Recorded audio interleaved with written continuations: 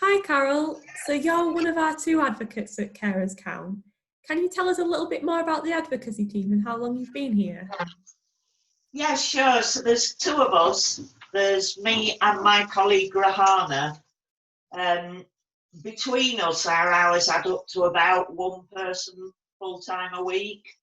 I do 25 hours and Rahana does maybe 16, something like that. But together it's about one advocate for the whole of Kirklees. Rahana's been with Cloverleaf Advocacy, which is the parent company of Carers Count, since they began over 20 years ago. I joined about 5 and a bit years ago. So I'd always known about advocacy and wanted to get into it. So I feel very lucky to be doing a job I love that is my dream job. Oh, that's brilliant. So can you tell us what exactly is advocacy? It's very hard to put in a nutshell, and nobody ever knows what I do for a living if I tell them. Advocacy is about people having more control over their own lives. So we help people to make their own decisions, speak up about what they want and what they need, to try and help them achieve their own goals. So we support people to try and feel more in control of the health and social care processes that they're going through. So that's it in a nutshell. So who's entitled to an advocate? Carers Count will support anyone who's 18 or over and who is caring for someone with additional needs.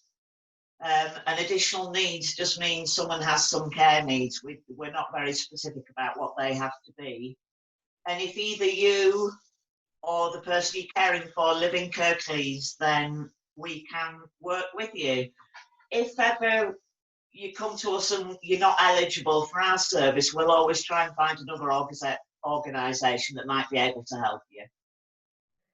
So can somebody who claims carers allowance still have an advocate? You can, yes. I'm sorry, I've just been joined by my kitten. It does. We work with unpaid carers, and just because you get carers allowance doesn't mean you're a paid carer. You're still an unpaid carer. We use the phrase unpaid carer to try and differentiate between professional care workers and the people we work with. That makes sense. So how do you think that carers benefit from having an advocate? We will work alongside someone at their own pace and help them to access all the information they need to make their own decisions. So we're not there to make decisions for someone or tell them what we think they should do. People often have a lot of professionals involved who tend to think they know best, but as an advocate, I think the carer knows best. So I will help them to voice their choices and decisions. So can an advocate help a carer to be informed of their rights? Yes, absolutely. It's a big part of what we do, really, because under the Care Act, carers have a lot of rights in their own right, and that was new when the Care Act came in 2015.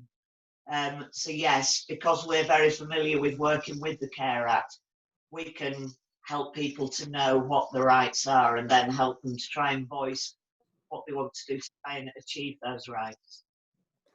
So if a cared for person goes into residential care, is their family member or friend still qualified? Do they still qualify for a carer's advocate? Absolutely, yes. Yes, you don't stop being a carer just because the person you're caring for has gone into care. We'll often end up going with people to meetings in care homes that are about the person they're caring for. So yes, they are still entitled to an advocate. Is the advocacy service free? Yes, it is. We're funded by Kirklees Local Authority, which is great because they recognise the benefit to unpaid carers of having an advocate, and it's a completely free service to carers. So would an advocate help a carer to communicate with other professionals? Yes, and it's a big part of what we do. There might be lots of health and social care professionals involved. Yeah, we will help you communicate with them. We can make phone calls on your behalf. We can write emails. We can write letters. We'd always do it with you. to make sure that we're doing exactly what you're wanting us to do. But yes, we do. And sometimes the relationship between carers and the professionals can get a bit strained. And an advocate can help to just avoid that strain because we're not emotionally involved. It's easier for us to communicate with professionals without getting angry or upset. So would that include going to meetings with a carer and other professionals? Yes, it would. We go to lots of meetings, all sorts of meetings.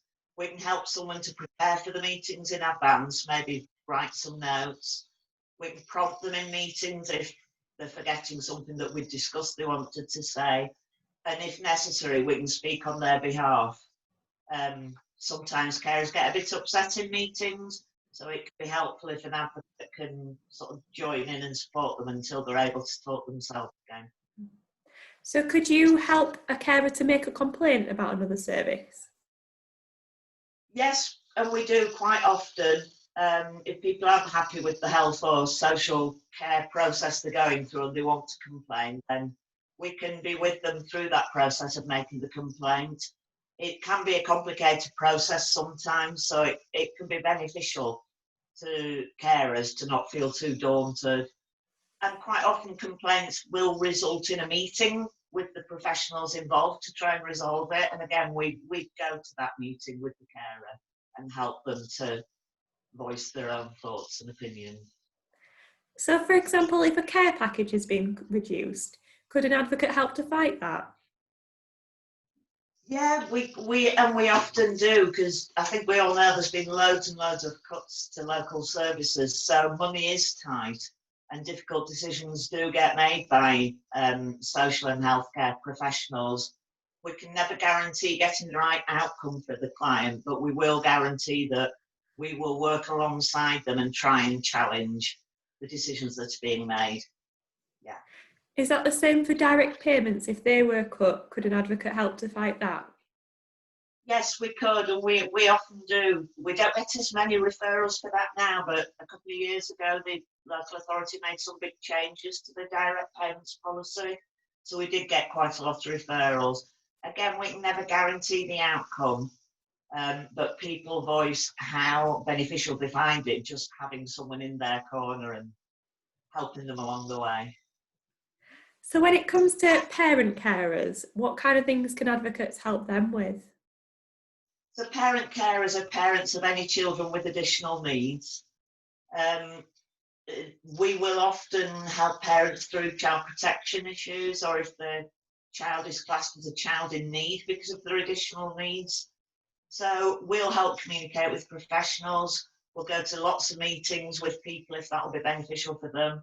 So it might be team around the family meetings, or child in need meetings, child protection conferences.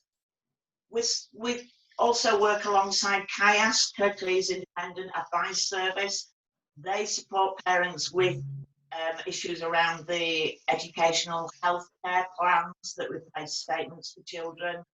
So often parents who need support with the EHC plans will have CIAS, and then they'll have an advocate as well to support them with any other advocacy issues that arise around that. So we work sort of in partnership.